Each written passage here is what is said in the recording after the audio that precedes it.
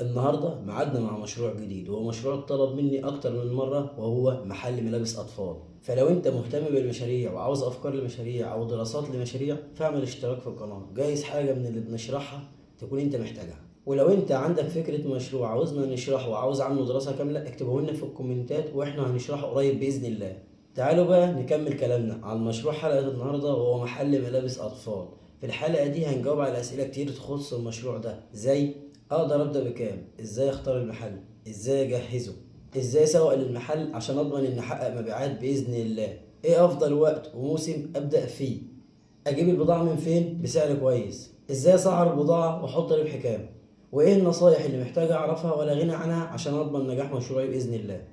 في البداية عايز أقول لكم إن مشروع محل ملابس الأطفال أهم حاجة بتميزه إنه بيحقق نقطة أنا بتمناها في أي مشروع، وهي إنه من الأساسيات ومفيش استغناء عنه، وده اللي بيميزه عن محل ملابس الكبار، لأن وارد الواحد يكسل أو يستخسر يشتري لنفسه، لكن بخصوص ابنه أو بنته لازم يجيب، والأطفال بسم الله ما شاء الله عليهم بيكبروا بسرعة، فبيكونوا محتاجين يجيبوا هدوم باستمرار. نروح لأول سؤال، ومحتاج كام عشان أبدأ؟ طبعا بعد الأسعار اللي اتغيرت في الفترة الأخيرة، فأنا عاوز أقول لك إنك محتاج في حدود 100,000 جنيه عشان تقدر تبدأ مشروع زي ده. نيجي لتاني سؤال، وهو ازاي اختار المحل.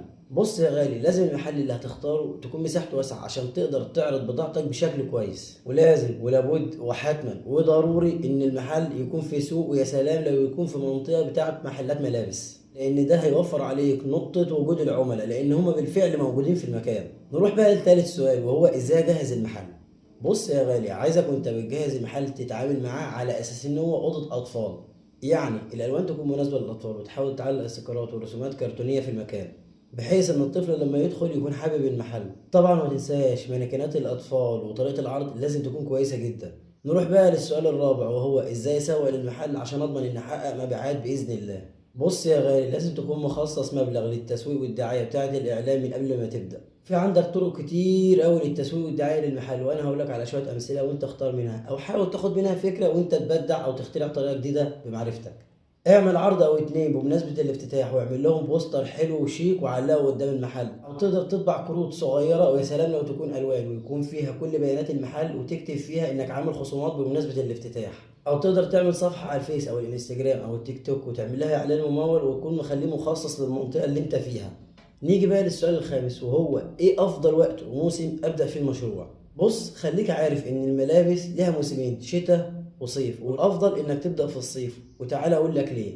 لان موسم الشتاء بيحتاج فلوس اكتر، لان وقته قصير، بيبدا في شهر 10 وبينتهي على شهر واحد او اول اتنين بالكتير، ومفيش فيه مناسبات كتير، فبيحتاج حد قديم ومحترف في الشغلانه عشان يلحق يبيع ويعرف يعوض قبل نهايه الموسم. اما الصيف فشغله ارخص وقته طويل، بيبدا معاك حوالي من شهر 3، وفي مناسبات كتير زي عيد الفطر وعيد الاضحى ودخلة المدارس، فالبيع فيه بيكون احسن. عشان كده بخبرة معلمين كتير الواحد سمع منهم، لو انت مبتدئ ابدأ في موسم الصيف. نروح بقى للسؤال السادس، ويكاد يكون هو الأهم والأصعب، أجيب بضاعة من فين بسعر كويس؟ أجيب من مكاتب الجملة ولا من المصانع؟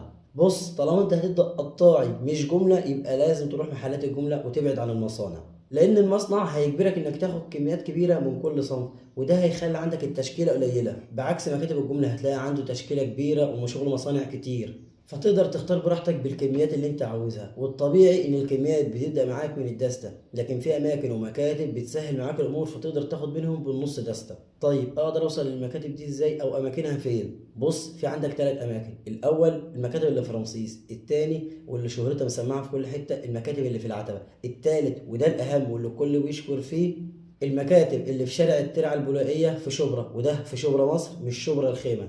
هناك بقى هتلاقي مكاتب جملة كتير في كل الأعمار، الرجال وحريمي وشبابي وأطفال وحديث ولادة وكله بمعنى كلمة كله. انزل هناك ولف وشوف وقارن الأسعار، وشوف مين هيتسهل معاك ويديك كميات كويسة بالمبلغ اللي معاك. ولو عاوز تكون خلفية عن الأسعار ونظامها، دور على النت وشوف الجروبات بتاع التليجرام بتاع المكاتب دي، وخش وشوف وقارن الأسعار. وبالمناسبة الوصول للجروبات دي مش صعب، انت بس اعمل سيرش بسيط على جوجل عن جروبات تليجرام لمكاتب جملة لملابس الأطفال، هيظهر لك كمية جروبات بالكيلة. نروح بقى للسؤال السابع، ازاي اسعر البضاعة واحط ربح كام. في البداية أول ما تنزل البضاعة يكون عندك التشكيلة كاملة بجميع المقاسات، فتقدر تحط نسبة أرباح عالية توصل معاك ل 80 ل 90%. واعمل حسابك إن البيع في بداية الموسم مع وجود التشكيلة كاملة بيكون شغال وحلو، لكن فيما بعده لما الموسم يكون قرب يخلص هتلاقي نفسك بتبيع البضاعة اللي باقية معاك بسعر جملتها وأوقات كمان أقل عشان تحرق اللي باقي وتقدر تنزل الموسم الجديد. فساعتها عادي اللي هتكون كسبته في بداية الموسم لما تيجي تحسبه على إجمالي الموسم هتلاقيه معوضك في الأرباح. أظن كده عرفت إيه سبب نسبة الربح العالية اللي كانت في البداية. نروح بقى للنقطة الأخيرة وهي إيه النقط اللي محتاج أعرفها ولا غنى عنها عشان أضمن نجاح مشروعي. أولا لازم تعرف إنك هتتعامل مع أطفال، وده شيء مش سهل لأن الأطفال صعب السيطرة عليهم، فلازم يكون نفسك طويل، لأنك لو اتعصبت على طفل أو كشرت في وشه فتلقائي هتلاقي أبوه أو أمه خد ابنهم ومشي. حاول تكون من النوع الودود مع الأطفال وتكون بتعرف تضحكهم وتهزر معاهم. ويا سلام لو عرفت تعمل مثلا لعبة صغيرة عليها كل بيانات المحل وتديها لكل طفل يجي يشتري من عندك، ساعتها هتكون حققت المعادلة الصعبة. أول حاجة هتكون فرحت الطفل، تاني حاجة هيكون بياناتك مع كل العملاء اللي بيشتروا منك ودي تعتبر دعاية حلوة للمحل. تالت حاجة الطفل هيحب المحل وساعتها أبوه أو أمه هيكونوا عميل مستمر عندك في المحل.